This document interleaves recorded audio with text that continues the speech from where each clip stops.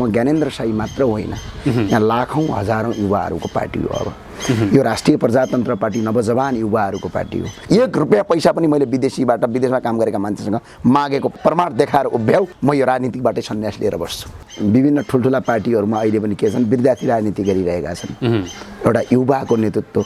र नेपालको अहिले पछिल्लो इतिहासमा जनजातिको छोरा राष्ट्रिय पार्टीको पहिलो जनजातिको छोरा अध्यक्ष पनि हुन्।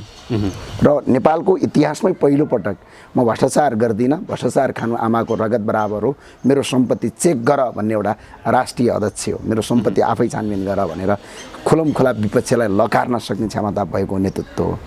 त्यो भएको कारणले गर्दाखेरि यसमा आशा भरोसा छ। यो राष्ट्रको यदि कसैलाई माया छ भने म ज्ञानेन्द्र शाहीभन्दा बढी ज्ञानेन्द्र शाहलाई माया छ। किनकि राजालाई आफ्नो देशको माया राजालाई भन्दा अरू कसैलाई पनि हुँदैन। किनकि राजाका लागि यो देश मात्र होइन, उनको सम्पत्ति हो, उनका पुर्खाले आर्जेको सम्पत्ति हो। कोभिडको बेला जनता मर्दाखेरि जो आज विरोध गरिरहेछन् उनैका सन्तानहरू हामी बचाएर बसिरहेछौँ। के हामीले अपराध गऱ्यौँ? के म कसैको घर फोडेर राजनीतिमा आएको हो? के म कसैको बस जलाएर राजनीतिमा आएको? के कसैको सडकमा टायर बालेर राजनीतिमा आएको होइन नि। मैले भ्रष्टाचारको विरोध गरेँ, छोटे महाराजा धिराजको विरोध गरेँ, अपराध गर्नेको विरोध गरेँ, घुस खानेको विरोध गरेँ, अनि त्यो भएर म राजनीतिमा आएको। शुद्ध समाजसेवा गरेर आएको। युवाको पार्टी बनेको छ, आशाको पार्टी बनेको छ, भरोसाको पार्टी बनेको छ। पार्टी मात्र बन्नु ठुलो कुरा होइन, मुलुकलाई भरोसा दिलाउन सक्नु र राजनीतिकलाई पेसा र व्यवसाय बनाउनेहरूको जुन नेपालमा एक प्रकारको सोसाइटीमा इमेज थियो, जुन प्रकारले नेपालमा राजनीतिकबाट वितृष्णा थियो, त्यो वितृष्णामा कहीँ न कतै अहिले एउटा आशा र भरोसा बनेको छ।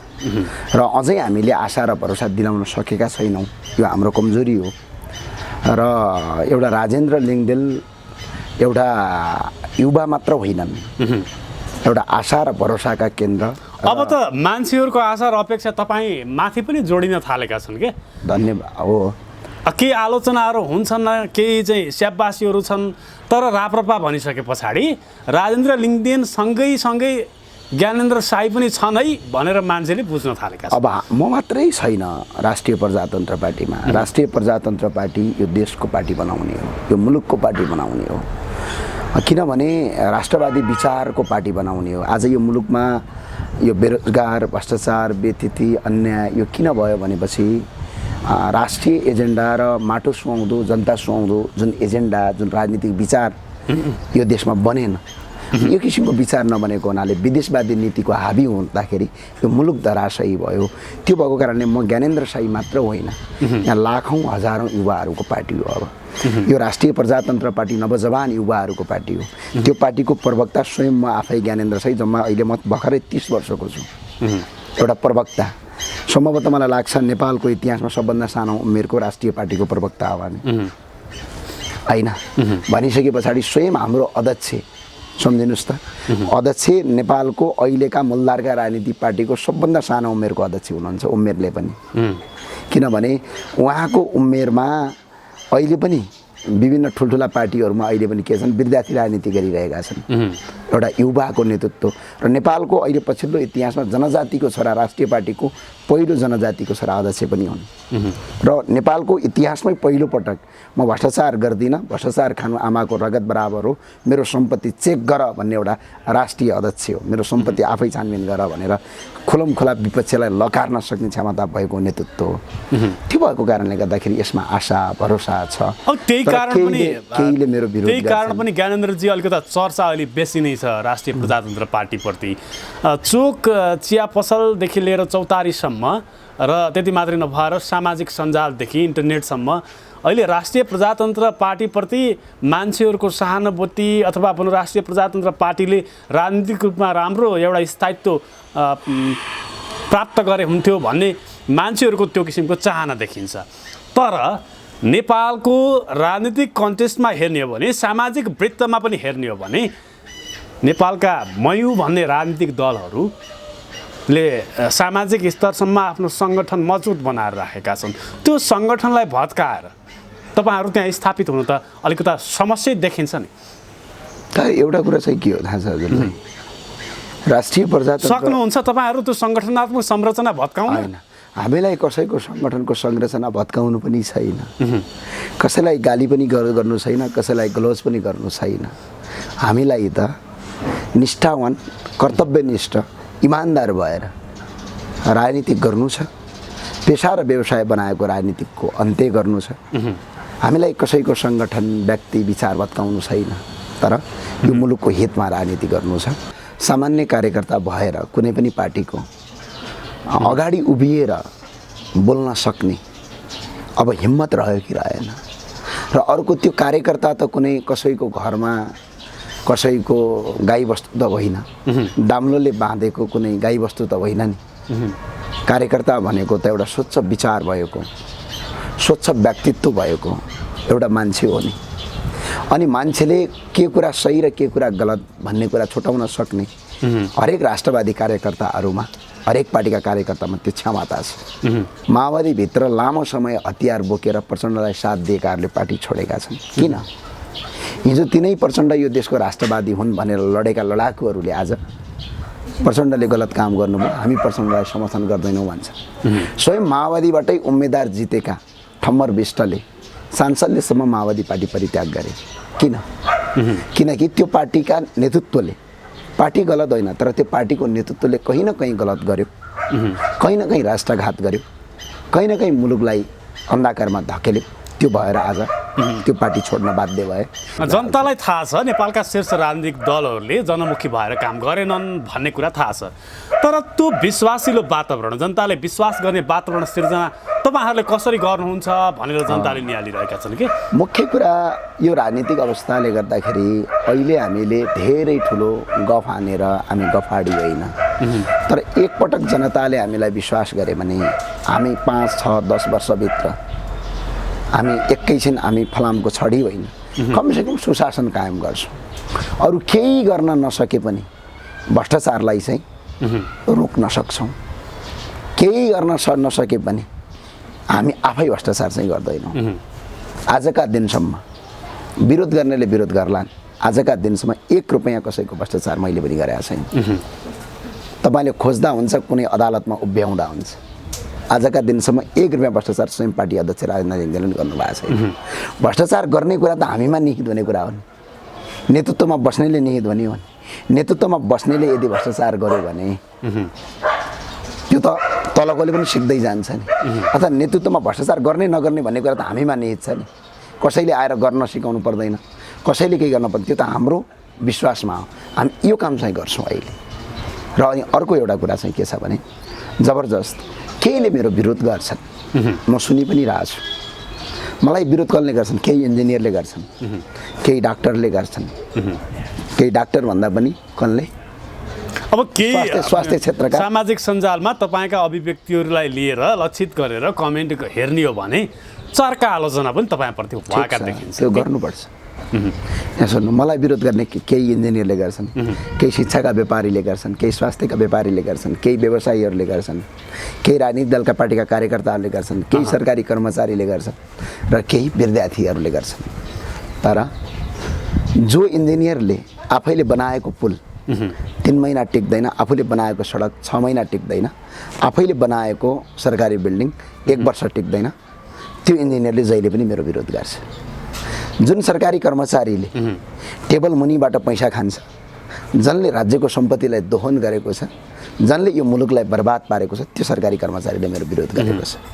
जुन स्वास्थ्यको व्यापारी 10 रुपियाँको सिटामोललाई 10,000 मा बेच्छ, 1,000 को तपाईँको आएर औषधि उपचारलाई लाखौँमा बेच्छ र जनतालाई स्वास्थ्य उपचारको सट्टा एउटा स्वास्थ्यको शरीरको अङ्ग बेचेर अर्को अङ्ग बेच्न बाध्य पार्छ, बाबुबाजेको पुर्ख्यौली सम्पत्ति पुरै बेचेर जनतालाई नाङ्गो पारेर स्वास्थ्यमा व्यापार गरिरहेछ, त्यो स्वास्थ्यको व्यापारीले जहिले पनि मेरो विरोध गर्छ। यस्तो शिक्षाको व्यापारीले पनि मेरो विरोध गर्छन्। कस्तोले थाहा छ?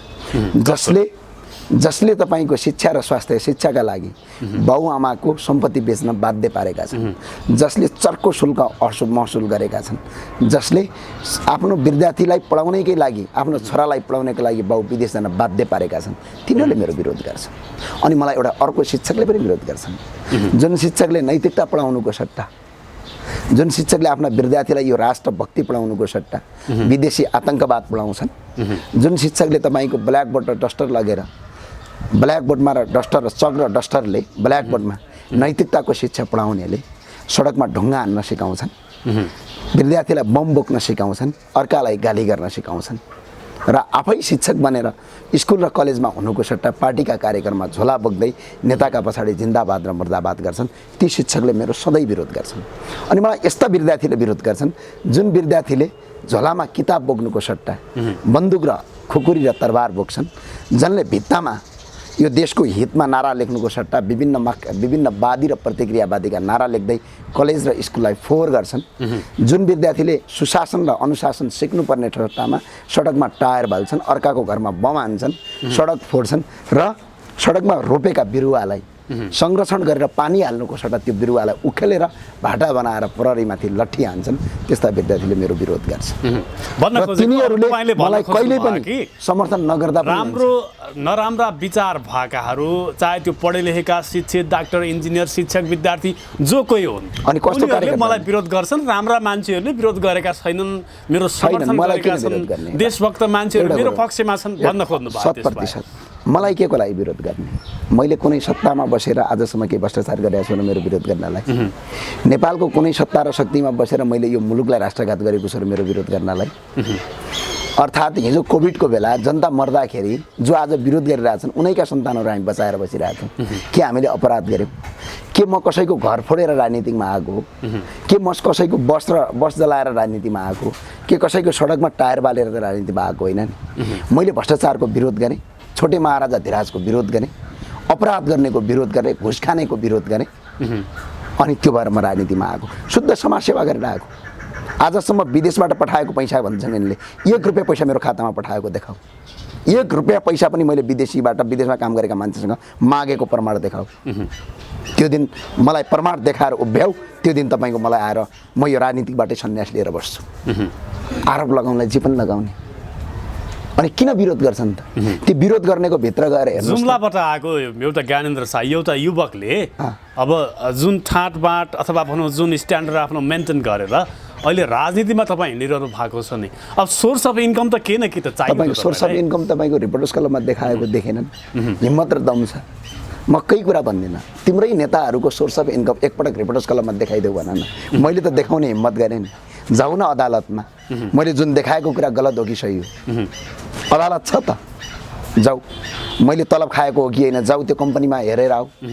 जाऊ नेपाल सरकारको तपाईँको कर कार्यालयमा मैले तलब खाए बराबरको तपाईँको सरकारले कर तिरेको छ कि छैन? जाऊ न मैले सामाजिक सञ्जालको विभिन्न मिडियाबाट मेरो इन्कम गरेको छ कि छैन?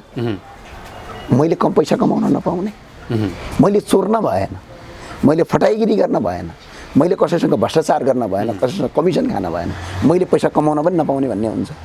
मलाई कसैले तपाईँको आएर ज्ञानेन्द्रजी तपाईँ हिँड्नुहुन्छ कार्यक्रममा हाम्रो गाडी चढ्नु मैले चढ्न नपाउने हुन्छ। म के अपराधी हो र?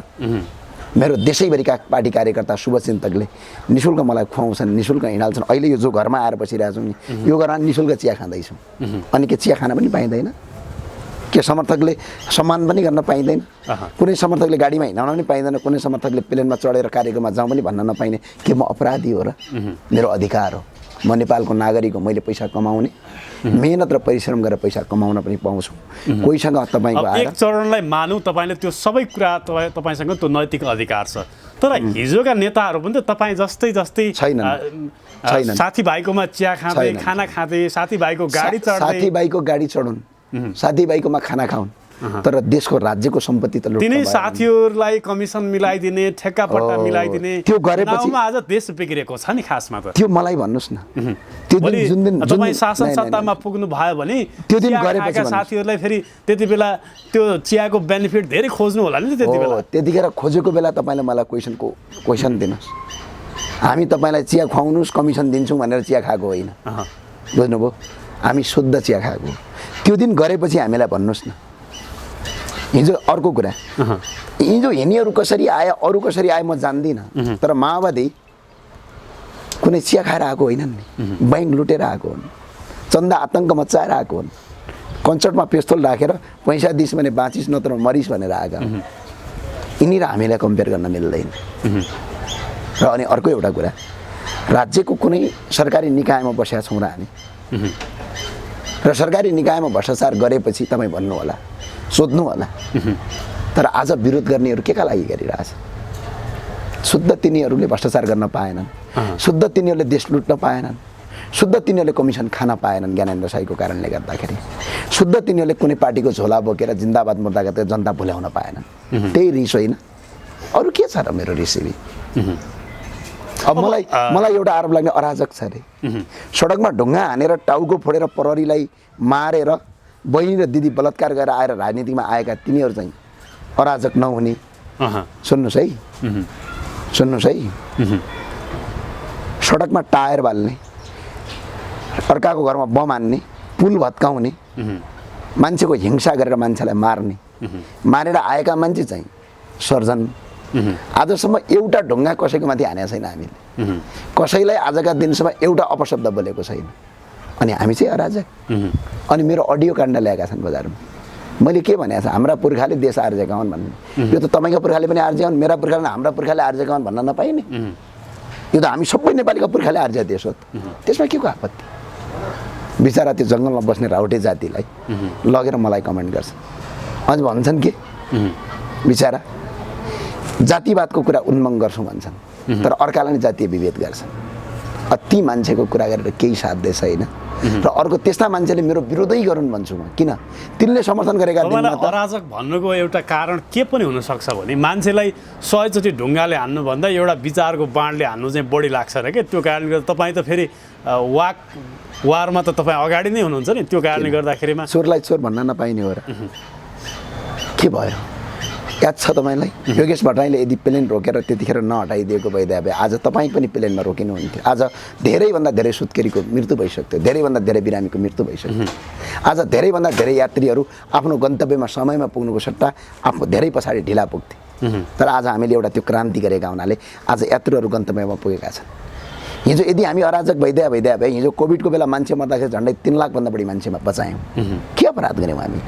आज हामीमाथि ढुङ्गा हान्नेहरू, हामीमाथि फेसबुक र सामाजिक सञ्जालमा गलत कमेन्ट गर्नेहरू हिजो कोभिडको बेला अయ్యా बाबा अయ్యా आमा मरे, ओ ज्ञानेन्द्र शाहीजी प्लिज मलाई बचाउनुहोस् भनेर भिख मागिरहेका थिए, तिनलाई हामीले बचाएका थियौँ। त्यो कुरा बिर्से? अब तपाईँहरूले पटक पटक भाषणमा भन्ने गर्नुहुन्छ, प्रतिक्रिया दिँदा भन्ने गर्नुहुन्छ, नेपाल चाहिँ अब विदेशी शक्तिहरूको एउटा क्रीडास्थल बन्दैछ। अब पछिल्लो समय एमसिसी जसरी पास भयो त्यसमा अमेरिकाको भूमिका विभिन्न तरिकाबाट चरणबद्ध तरिकाबाट रह्यो र पछिल्लो समय अब केही दिनमै चिनिया विदेश मन्त्री आउने कुराहरूले पनि नेपालको राजनीति तरङ्गित बनिरहेको छ। फेरि फुटेका कम्युनिस्टहरू एकत्रित हुने हुन् कि भन्ने कुराहरू पनि चलिरहेको छ। यो बिचमा कसरी आकलन गर्नुभएको छ? लामो तपाईँलाई केही भन्दैन। मौरी हेर्नुभएको छ? मौरी, रानी मौरी भन्छ। मौरीको घरमा एउटा रानी मौरी हुन्छ। रानी मौरीले केही काम गर्दैन, चुप लाएर बस्छ, किनकि रानी मौरी सबै मौरीको एकताको सूत्र हो। त्यो रानी मौरी यदि घरमा भएन भने त्यसमा भएका मौरीहरू काम त गर्छन्, फुलबाट केसर टिपेर त ल्याउँछन्, तर उनीहरू आफै मर्छन्। हिजो एउटा रानी मौरी हुँदाखेरि उनीहरू मर्दैनन्, रानी मौरी हुँदाखेरि पुरै मर्छन्। किन? हिजो रानी मौरी हुँदाखेरि पनि त्यही केसर टिप्न सक्ने क्षमता थियो। त्यो आज रानी मौरी नहुँदा पनि त्यो क्षमतामा त हरास आउने होइन, तर तिनीहरू बाँच्दैनन्, महको चाका पनि बन्दैन। किनकि उनीहरू आपसमा लडेर मर्छन्। राजा यो देशको एकताको सूत्र हो। आज राजा नहुँदाखेरि हेर्नुहोस् त, कम्युनिस्ट काङ्ग्रेससँग लडेको छ, काङ्ग्रेस कम्युनिस्टसँग लडेको छ, 2 दिन अगाडि मिल्छन्, सँगै सरकार चलाउँछन्, 2 दिन के स्वार्थ पुग्दैन, आपसमा कुटाकुट गर्छन्, फुटाफुट गर्छन्। सडकमा तपाईँको टायर बाल्छन्, संसदमा टायर बाल्छन्, संसदका कुर्सी फोड्छन्, टेबल फोड्छन्। यो देश बेचेर लाग्न लागिसक्यो, मुलुकको कुनै चिन्ता छैन। र यो देशमा आज पनि यो राष्ट्रको यदि कसैलाई माया छ भने म ज्ञानेन्द्र शाहीभन्दा बढी ज्ञानेन्द्र शाहलाई माया छ। किनकि राजालाई आफ्नो देशको माया राजालाई भन्दा अरू कसैलाई पनि हुँदैन। किनकि राजाका लागि यो देश मात्र होइन, उनको सम्पत्ति हो, उनका पुर्खाले आर्जेको सम्पत्ति हो। केही इतिहासकारहरूले हरेक मान्छेलाई पनि के हुन्छ भने आफ्नो सम्पत्तिको माया लाग्छ। ज्ञानेन्द्र शाहजी, केही इतिहासकारहरूले के भन्ने गर्छन् भने भारतको तत्कालीन काङ्ग्रेस आएको सरकार अथवा भनौँ सोनिया गान्धी र तत्कालीन कम्युनिस्ट गठबन्धन जुन सरकार थियो त्यो कारणले गर्दाखेरिमा चाहिँ नेपालमा राजा हटाइयो उनीहरूको षड्यन्त्रमा। अब भाजपाको सरकार छ, भाजपा नेपालमा हिन्दू हिन्दू राज्य चाहन्छ, सनातन हिन्दू राष्ट्र सहितको राज संस्था सहितको सनातन हिन्दू राष्ट्र चाहन्छ भनेर भन्छन्। त्यसको लागि राप्रपालाई परिचय गरिरहेको छ है भन्नेहरू पनि छन् के। त्यो एउटा लालु यादवको कथा भन्छु कि लालु यादवले एउटा बिहारको गाउँमा भोट माग्न गएछन् रे। अनि गाउँलेले यो वर्ष त भोट नदिने, हेट भाग जहिले पनि पुल बनाउँछु भन्छ, बनाउँदैन भनेछन् रे। अनि लालु यादवले गएर गाउँले गयो भनेछ अरे, ओहो तिमीलाई पुल बनाइदिन्छु अहिले भन्दाखेरि तेरो पुल पनि चाहिँदैन, तँलाई भोट पनि हाल्दैनौ भनेछन् रे लालु यादवले। अनि लालु यादवले भनेछन् रे, अहिले राति पुल बनाइदिन्छु, तिमीहरू गाँजाको व्यापार गर्छौ, भाङको व्यापार गर्छौ, त्यो पुल बनायो भने राति पुलिस आएर तिमीलाई पक्रेर लान्छ होइन, तर त्यो पुलिसले पक्रे पनि छुटाउन कहाँ म कहाँ चाहिँ नआउनु है भनेपछि एकैछिनपछि सोचेर सल्लाह गरेछन्, ओहो नेता भने त नेता हो, दूरदर्शी हो हाम्रो दूरदर्शी सोचेछ भने एकैछिनमा लालु यादव जिन्दाबाद भन्दै भोट हालेछन् रे। हो त्यस्तै भारतको भाजपालाई नेपालमा राजतन्त्र ल्याउनु भनेको यो राष्ट्रिय प्रजातन्त्र पार्टीलाई भाजपाले सहयोग गरिरहेको छ। यो भनेको यिनीहरूको शङ्का हो, त्यही लालु यादवको कथा जस्तो यिनीहरूको। भाजपाले चाहिने भइदिए भए, भाजपा अहिले नरेन्द्र मोदीले चाहिने भइदिए भए र नरेन्द्र मोदीले ल्याउने यदि भइदिए भए र नरेन्द्र मोदीले मलाई राजा बना भनेर ज्ञानेन्द्र सरकारले भन्दै भइदिए भए राजतन्त्र 10 वर्ष अगाडि स्थापित हुन्थ्यो, अर्थात् 8-9 वर्ष अगाडि हुन्थ्यो। कसको हिम्मत थियो नेपालका नेताहरू? साराका सारा मोदीका गुलाम होइनन् यिनीहरू? नरेन्द्र मोदीको तपाईँको चाकडी गर्दैनन् यिनले, भारतीय काङ्ग्रेसको चाकडी गर्दैनन् यिनले। र मैले एउटा तिथो लाग्ला, हिजो प्रचण्ड कहाँ बसेर हुर्के? त्यही भारतमै लुकेर हुर्केका होइनन्। प्रचण्डको त अभिव्यक्ति पनि त आइसक्यो, म भारतका विरुद्धमा जीवनभरि गद्दार गर्दिनँ, भारतकै खाएँ, भारतमै राजनीति सिकेँ, भारतमै लुकेँ, भारतमै नेपालको ब्याङ्क लुटेर पैसा राखेँ, म भारतको विरुद्धमा जाँदिनँ भनेको त टेलिभिजनको एउटा स्क्रिनसट र एउटा भिडियोसम्म सार्वजनिक भएको छ त भने उनलाई त जमाना। किनभने यहाँ भारतले ल्याएर राजा ल्याउने होइन, यहाँ चिनले ल्याएर राजा ल्याउने होइन, यहाँ अमेरिकाले ल्याएर ल्याउने होइन, राजा विदेशीले ल्याउने होइन, राजा स्वदेशीले ल्याउने हो। विदेशीले राजा ल्याउँछन् भने त्यो राजाको अब तपाईँहरूले आरोप लगाइरहनुहुन्छ राजा विदेशीले फ्याँके जनताले फ्याँके होइनन् भनेर भन्नुहुन्छ। अब राजा ल्याउन पनि त विदेशी चाहिएला नि? चाहिँदैन। विदेशीले राजा ल्याउने होइन। नेपालमा राजतन्त्र कसले फ्याँक्यो भने के जन्म सङ्ग्रह गरियो राजतन्त्र फाल्दाखेरि? के 12 बुँदे सम्झौता यिनले जो दिल्लीमा गरे त्यसमा कहाँ लेखेको छ राजतन्त्र फाल्ने भन्ने कुरा? र राजतन्त्र फालेको त ठिकै भयो होला भनेर सोचेका होला केही दलका कार्यकर्ता र त्यो दलभित्रका केही गुटगत कार्यकर्ताहरू खुसी छन् होला, उनीहरूले कमिसन खान पाएको छन् होला, देश लुट्न पाएको छन् होला। तर आज यो देशमा बेरोजगारको अखडा भन्यो किन? आज एउटा विदेशी हाम्रो नेपालीको अगाडि नेपालीको शिर झुकाउनुपर्छ किन? आज एक देशको यो देशको कुनै राष्ट्रपति विदेश भ्रमण जाँदाखेरि शिर निभाउनुपर्छ एउटा नेपालीले किन? यसको क्वेसनको उत्तर खोज्नुहोस्। त्यसपछि राष्ट्रियता कमजोर भयो, कूटनीतिक स्तर कमजोर भयो देशको, त्यो कारणले गर्दाखेरिमा आज विदेशीहरूले नेपालको राजनीतिक राजाले के गर्थे? नेपालका नेतालाई जुन किसिमको राष्ट्रपतिको ठाउँमा राजा भयो भने जीवनभरि एउटा राजालाई पाल्नुपर्छ। राष्ट्रपति भने प्रत्येक 5-5 वर्षमा नयाँ राष्ट्रपति पाल्नुपर्छ। देशको आर्थिक बोझले पनि धान्दैन। के बिगारेको छ? एकताको सूत्र हो। त्यो भएको कारणले गर्दाखेरि मेरो कङ्ग्रेसलेहरूले त अब के भनेर भोट माग्न जाने? धमिजा काण्ड गऱ्यौँ त्यही भएर भोट हाल भन्ने, व्हाइट बडीमा घोटाला गऱ्यौँ त्यही भएर भोट हाल भन्ने, एनसेलमा 62 अर्ब कुम्ल्यायौँ त्यो भएर भोट हाल भन्ने, निर्मलाको हत्यापछि बलात्कारीलाई पत्ता लगाउन सकेनौँ त्यो भएर भोट हाल भन्ने, एमसीसी जस्तो राष्ट्रघाती चिज पारित गऱ्यौँ त्यो भएर भोट हालौँ भन्ने, देश बेच्यौँ, महाकाली सन्धि गऱ्यौँ त्यही भएर भोट हाल भन्ने, देशलाई बेरोजगारको अखडा बनायौँ त्यही भएर भोट हाल भन्ने, 17 खर्बको तपाईँको आर्थिक ऋण थपार्यौँ त्यही भएर भोट हाल भन्ने, 44वटा संस्थान बेचेर 80 लाखभन्दा बढी युवालाई बेरोजगार बनायौँ त्यही भएर हामीलाई भोट हाल भनेर काङ्ग्रेस अब के नेपाली जनताको घर घरमा जाने भने काङ्ग्रेसका नेता कार्यकर्ताले के जवाफ दिने? आज सिङ्गो काङ्ग्रेसका सच्चा राष्ट्रभक्ति कार्यकर्ताले जनतालाई के जवाफ दिने? भोट आउनु ठुलो कुरा होइन। के कारणले कतै वर्ष यो देशमा शेरबहादुर देउवा र केपी ओलीलाई प्रधानमन्त्री बनाएपछि यो देश बन्ला भन्ने उनीहरू त भनिरहेका छन् सङ्घीय लोकतान्त्रिक गणतन्त्र व्यवस्था ल्यायौँ, मुलुकमा संविधान बनायौँ, यो संविधानलाई संस्थागत गर्न, यो संविधानको यो व्यवस्थाको रक्षा गर्नका लागि जनताले हामीलाई भोट दिनु पर्यो। यो के रक्षा रहेछ? यो रक्षा पनि गजबको रहेछ। कस्तो रक्षा? यो रक्षा पनि मलाई गजब लाग्छ। उपलब्धि उपलब्धि भन्छन् है। राजनीतिक हामीले प्राप्त गरेको, हामीले ल्याएको, हामीले लडेर ल्याएको राजनीतिक तपाईँहरूले लडेर ल्याउनु भयो, तर जनताले मत दिनु पर्यो भनेर भनिरहेका। जनताले किन साथ दिने? रक्षा गर्नुभयो, 44वटा संस्थान बेच्नुभयो आन्दोलनको प्रगति, यो तिमीहरूले ल्याएको सङ्घीय गणतन्त्रको प्रगति 44वटा संस्थान बेचेर 82 लाख युवालाई अर्काको देशमा काम गर्न बाध्य पार्यो। यही हो उपलब्धि। अर्को भनेको 34,665 जना जनप्रतिनिधि पाल्नुपर्छ, यही हो उपलब्धि।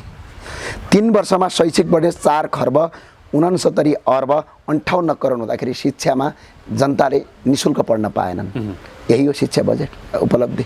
आज हरेक जनताले स्वास्थ्य उपचार निःशुल्क पाएको छैन, एउटा शरीरको अङ्ग उपचार गर्न अर्को शरीरको अङ्ग बेच्नुपर्छ कि त्यही हो उपलब्धि। झन्डै 17 खर्ब वैदेशिक ऋण छ, एकजना नेपालीको टाउकोमा जन्मिने बित्तिकै 64,885 ऋण थपार्यो, के यही हो उपलब्धि। 884 जना सांसद हामीले पाल्नुपर्छ, यही हो उपलब्धि। 100 जना भन्दा बढी मन्त्री पाल्नुपर्छ, यही हो उपलब्धि। 9वटा सभामुख पाल्नुपर्छ, यही हो उपलब्धि। 9वटा उपसभामुख पाल्नुपर्छ, यही हो उपलब्धि। तपाईँको 6वटा प्रदेश प्रमुख र गरी तपाईँको 8वटा राष्ट्रपति पाल्नुपर्छ, राष्ट्रपति र उपराष्ट्रपति, यही हो उपलब्धि। झन्डै 3 वर्षमा तपाईँको 35 खर्ब 20 अर्ब 1 करोड रुपियाँ बेपुर्जल खर्च गर्यो, के यही हो उपलब्धि। निर्वाचन खर्च 13 वर्षमा झन्डै 39 अर्ब 3 करोड खर्च गर्यो, के यही हो उपलब्धि। भिआइपी पाल्दै 10 अर्बभन्दा बढी पैसा खर्च गयो, के यही हो उपलब्धि। आज एकजना नागरिकले न्यायका लागि आँखाबाट तप्तम आँसु झार्नुपर्छ, कि यही हो उपलब्धि। शिक्षा स्वास्थ्य सारा महँगिएको छ, भ्रष्टाचार त उब्किएको छ, एउटा सडक बनाउँछौ 3 महिना टिक्दैन, कि यही हो उपलब्धि। यदि गणतन्त्रको उपलब्धि यो हो भने हामीलाई यो उपलब्धि चाहिँदैन, यसलाई रक्षा गर्नु पर्दैन, यसलाई संरक्षण गर्नु पर्दैन, यसलाई मिल्काएर फाल्दिनु पर्छ। समथिङ 800 कतिजना छोटे राजा भन्नुभएको थियो अथवा के भन्नुभएको थियो। अब स्थानीय स्तरमा 753वटा पालिकामा कम्पिटिसन गर्नको लागि, छोटे राजाको कम्पिटिसनको लागि त तपाईँहरू पनि त उम्मेदै हुनुहुन्छ। मुख्य कुरा के हो भने त्यसभित्र गएर हामीले व्यवस्था परिवर्तन गर्छौँ भनेको छु। तलब खाँदैनौँ भनेको छु, तलब खानुहुन्न। उदाहरणका लागि नेपाल तपाईँहरूबाट निर्वाचित कुनै पनि जनप्रतिनिधि तलब लिँदैन। नेपालगञ्जका मेयर धवल शमशेर राणाले तलब लिनुभएको छ, आफ्नो पुरै तलब समाज सेवामा खर्च गर्नुभएको छ, यही हो। यो 7 खर्बभन्दा बढी सङ्घीयतालाई पाल्दै जान्छ। त्यो 7 खर्ब रुपैयाँ अन्त्य गर्नका लागि यो प्रदेशको खारेजको आवश्यकता छ।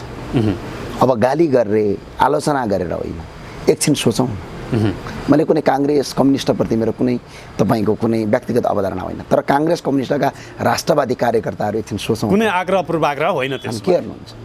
आज 2-4 पैसा तपाईँले कमाएर खानुभयो कुनै दलको कार्यकर्ता बनेकै भरमा, के तपाईँका भोलि बालबच्चाको भविष्य बन्न सक्छ? आफैलाई आफै क्वेसन सोध्नुहोस् र त्यसको जवाफ आफै माग्नुहोस्। यदि हामीले राम्रो काम गरेका छौँ भने हामीलाई भोट दिनुहोस्, यदि हामीले गलत काम गरेका छौँ भने हामीलाई भोट नहाल्नुहोस् र अर्को मान्छेलाई भोट हाल्नुहोस्, हामीभन्दा राम्रो मान्छेलाई हाल्नु। अब कालीकोटमा देशको ध्यान, जनताको ध्यान अब कालीकोटतर्फ जाने होला छ क्या, किनकि राष्ट्रिय प्रजातन्त्र पार्टीको प्रवक्ताको जिम्मेवारी कार्यक्षेत्रको रूपमा कालीकोट चुनिएको छ। पुरै जिताउन सक्नुहोला कालीकोटका स्थानीय तहहरू? पुरै कालीकोट होइन, मैले जिताउने नजिताउने मैले अस्ति नै भनिसकेँ। राष्ट्रिय प्रजातन्त्र पार्टीका कुनै पनि उम्मेदवारले 1 रुपियाँ पैसा खर्च गर्दैनन्, बरु चुनाव हारुन्। म आज पनि र भोलि राष्ट्रिय प्रजातन्त्र पार्टीको उम्मेदवारले उम्मेदवारी दर्ता गर्नभन्दा अगाडि गएर मन्दिरमा, मस्जिदमा र आफूले मान्ने धर्मका ठुल्ठुला आफ्ना आस्थाका केन्द्रमा गएर भ्रष्टाचार गर्दिन, भ्रष्टाचार गर्नु आमाको रगत खानुहोस् बराबर हो भनेर कसम खाउन्। फेरि चुनाव जितिसकेपछि कसम खाउन्। र यदि चुनाव जितेर जनताको हित विपरीत यदि काम गरेछन् भने सुशासन विभागको प्रमुखका हैसियतले म भन्छु, मलाई निवेदन हाल्नुहोस्, ती व्यक्तिले पार्टीबाट कारबाही गरेर फेरि चुनाव गराउने वातावरण हामी सिर्जना गर्छौँ। राष्ट्रिय प्रजातन्त्र पार्टीमा असल उम्मेदवार छन् भने मात्रै भोट दिनुहोस्, खराब छन् भने नदिनुहोस्। अब राष्ट्रिय प्रजातन्त्र पार्टीले जो उम्मेदवार खडा गर्छ 1 रुपियाँ पैसा खर्च नगर्नुहोस्। पैसा खर्च गरेर यदि चुनाव जित्नु भने तपाईँ भ्रष्टाचारी भन्नुहुन्छ। खर्च नगर्नुहोस्, बरु चुनाव हार्नुहोस्। हार जितको ठुलो कुरा होइन, ठुलो कुरा इमान सच्चाताको कुरा।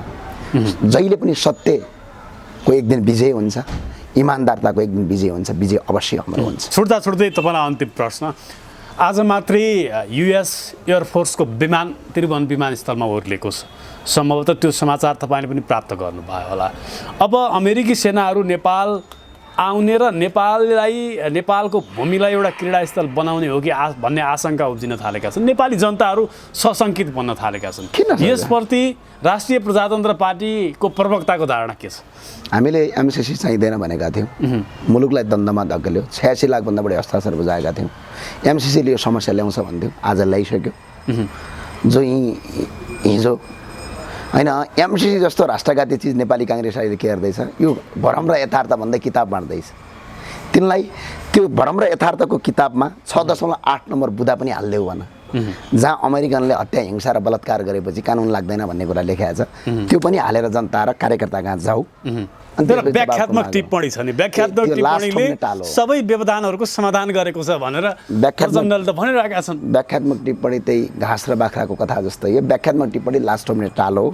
त्यो अमेरिकाले मानेको छैन, कार्यकर्ता भुल्याउने एउटा टालो मात्रै हो। एउटा के अरे थाहा छ, एउटा शाकाहारी बाहुनलाई मासु खान मन लागेछ अरे। अब मासु खाउँ भने शाकाहारी बाहुनले मासु खायो, ओहो सबैले थुथु र दुधुर गर्ने भए। अनि उसले व्याख्यात्मक टिप्पणी गरेछ अरे। के टिप्पणी गरेछ अरे, खसी घाँस खाएरै मासु बन्ने हो, खसीको घाँस शाकाहारी हो, शाकाहारी घाँस खाएर बनेको मासु पनि शाकाहारी हो भनेर गाउँलेलाई झुक्क्याएर उसले खसीको मासु खाएछ। अनि व्याख्यात्मक टिप्पणी गरेछ अरे, मैले शाकाहारी खसी खाएँ भनेर। हो त्यस्तै यो प्रचण्ड र माधवकुमार नेपालको व्याख्यात्मक टिप्पणी त्यही खसी र एउटा ब्राह्मणको कथा जस्तै हो। त्यसको कुनै महत्त्व पनि छैन, अस्तित्व पनि छैन, त्यो लास्ट मिनट टालो। त्यसको बारेमा फेरि मलाई क्वेसन पनि नगरिदिनु होला। यो अमेरिकन एयरफोर्सको बारेमा, त्यो अमेरिकन एयरफोर्स त आज विमान आउँछ, भोलि तपाईँको अरू कूटनीतिज्ञ आउँछन्। धेरैले सोचे ड्रेस लगाएका अमेरिकन आउँछन्, काङ्ग्रेसले त्यो कुरा ड्रेस लगाएका अमेरिकन अहिले आउँदैनन्। अबको 5-6 वर्षभित्र यिनीहरूले यसको काम गर्दैनन्। अमेरिका सोलो पोइजन हो। अब यसले बिस्तारै रणनीति, आज जस्तो रणनीति, आज कूटनीतिज्ञ बिहान कतिसम्म झुट बोले केही पत्रपत्रिकाले, काग्रोको सामान ल्याएको भने एकैछिन पत्रपत्रिकाले के भने भन्सार कार्यालयले बिहान झुट बोल्यो, काग्रोको सामान ल्याएको भनेर। एकैछिन पछाडि के विज्ञप्तिमा आयो, कूटनीतिक नियोगका मान्छे ल्याएको, अमेरिकन ड्रेस बिनाका, वर्दी बिनाका आर्मी र प्रहरी ल्याएको।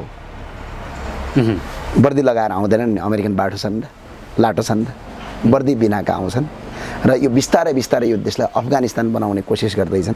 हामीले एकपटक हामीले पत्याउनु भयो भने हामी यस्ता राष्ट्रघातीका अगाडि झुक्दैनौँ। देशमा राजालाई स्थापना गरेर अमेरिका खुट्टामा हुन्छ क्या राजाको। उदाहरणका लागि वीरेन्द्रको भरमड हेर्नुहोस्, उदाहरणका लागि महेन्द्र सरकारको भरमड हेर्नुहोस्। त्यसपछि अमेरिका घुँडामा हुन्छ, हामी माथि हुन्छौँ। त्यसका लागि राज संस्था आवश्यक छ। समय दिनुभयो तपाईँलाई धेरै धेरै धन्यवाद। हस्, धन्यवाद।